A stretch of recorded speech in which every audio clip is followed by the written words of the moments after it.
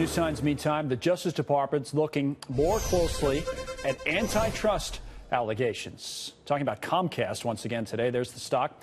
It's down 16 cents. Charlie Gasparino broke a story about Comcast yesterday and joins us about the American Cable Association urging the Justice Department to launch a civil or an investigation into Comcast's antitrust.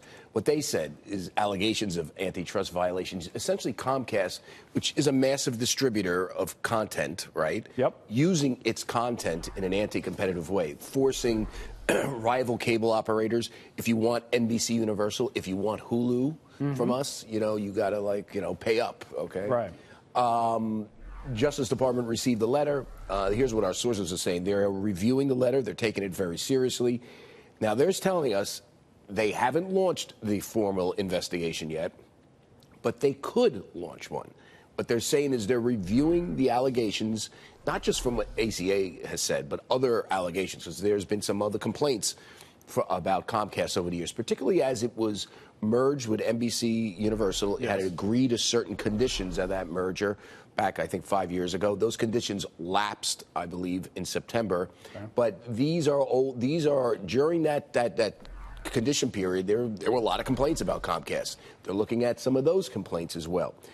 I think the best you could say right now is the Justice Department is investigating whether they should launch an investigation into Comcast. Okay, we have that pretty cold from people inside the Justice Department. But no formal investigation Not yet, but they're investigating. But I think the interesting thing here, and I think the stock traded off on my initial tweet on this around 9:50-ish or so. Okay.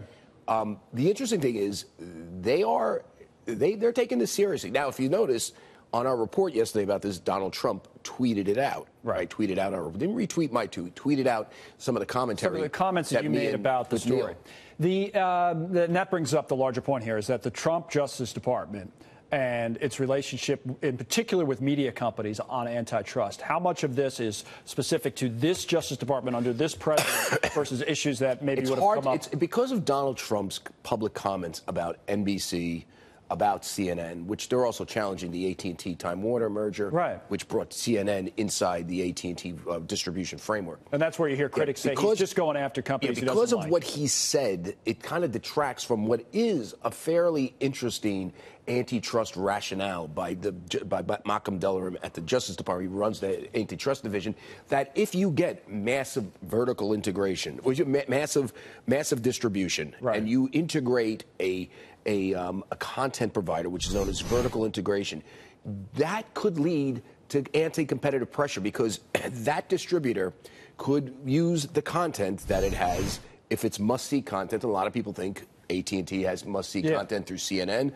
NBC has must-see content through Saturday Night Live. That was the big argument. I was in that courtroom at the beginning of that AT&T trial. It's like, hey, is it quote unquote must-see? A lot of people think it is, and if you can use that as leverage to squeeze higher prices. They're trying to argue, these ACA is trying to argue, and others, and the Justice Department on the AT&T case, that is a violation of the antitrust laws. It's a new angle, though. I mean, historically. It's new. It's historically. I mean, we never saw these because that's known as vertical integration. Yeah, which never came up in antitrust. Well, it did. I mean, not as much. You shouldn't say never. Right. It did come up. It just wasn't prevalent on antitrust screen. I will say one thing. When we talked to our sources close to the Justice Department on this, they said there's two ways to go about this. All right. A civil case, a civil investigation, if they go there, and if possible, you can do criminal cases. So it's not totally out of the realm if they think there's a gross violation. Now, the likelihood, it'll be civil, okay, if they go there. And I say if they go there. I'm not saying they are going there. Is there like a percentage on that yet? I don't know. Listen, there's a lot of reasons I can tell you that they're going to go there. I think the fact that Donald Trump tweets stuff out, listen, it's very nice that he mentions us, but he makes the case. Just to make this point, he makes the case a little more difficult for his own people, because then they're going to say it's being prodded by the president. Well, that's what I was going to ask from your sources. Are people inside the Justice Department telling you that they're getting pressure from the White House? No, not at all. No, just his tweets kind of create an impression. I will tell you that they do have an interesting legal rationale about the notion of massive distribution and content in a vertical integration, and that could lead to antitrust behavior. A lot of people blew it off. A lot of conservatives blew it off.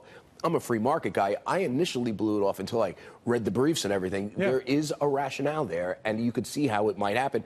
And remember, AT&T already went dark, last I heard, on Dish. Remember?